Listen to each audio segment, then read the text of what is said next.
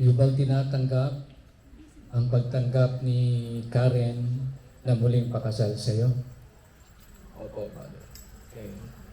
So po pwede na kayong dalawa ay tumayo at maghawak ng kamay sa isa't isa. Okay. Okay. Just stop your face. Hawak sa kamay, dalawang kamay.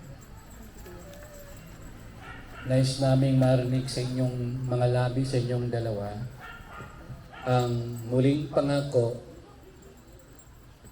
kung noong una, pinangako mo sa kanya, kay Brother Jay at Jay, pinangako mo kay Karen, ngayon, muli mo itong babalik sa riwain para sa kanya. Ikaw ngayon ang magsasabi ng lahat ng bagay na namula sa puso nyo na may pag-ibig. Mauna ka, Jay. Mata sa mata, pangako, igagawin. Bawal lang po yan. Lalo na puso. Kaya ano baka mahal siya.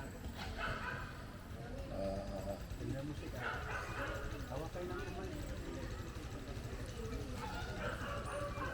Nakarin, tingnan mo siya. Lalo tayo ng sobrang tagal.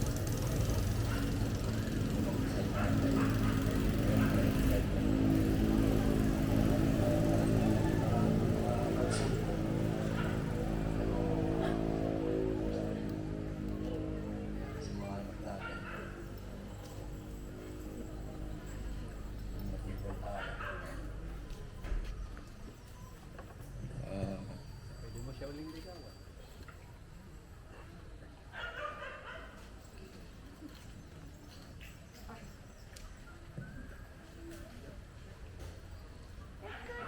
Yan yung pangako sa kasalan.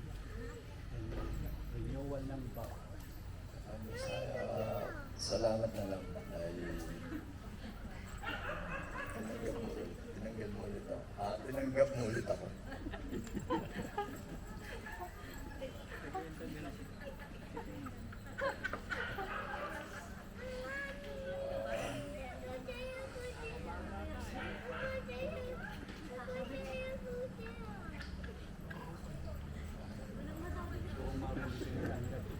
Oo.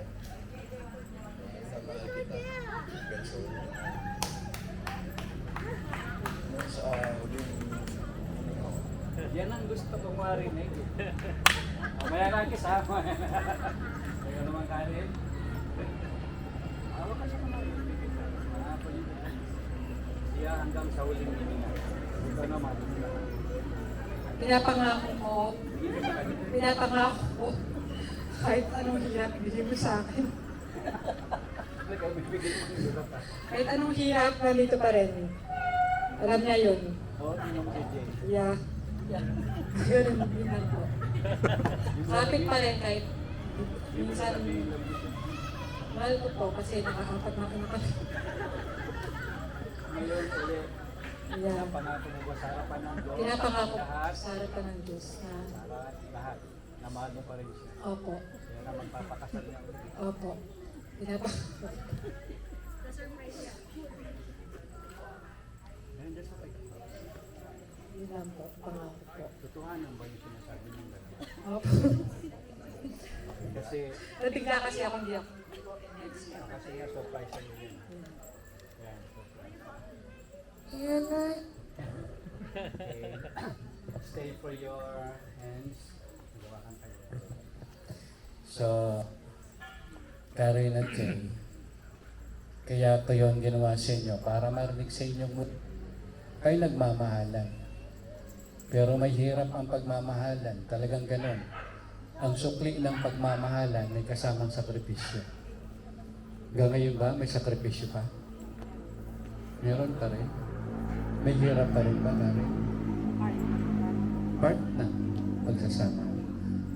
Pero Jay, Karen, dahil ginawa nyo to, lalo na kay Jay at siya mismo ang nakaisip nito para sa iyo.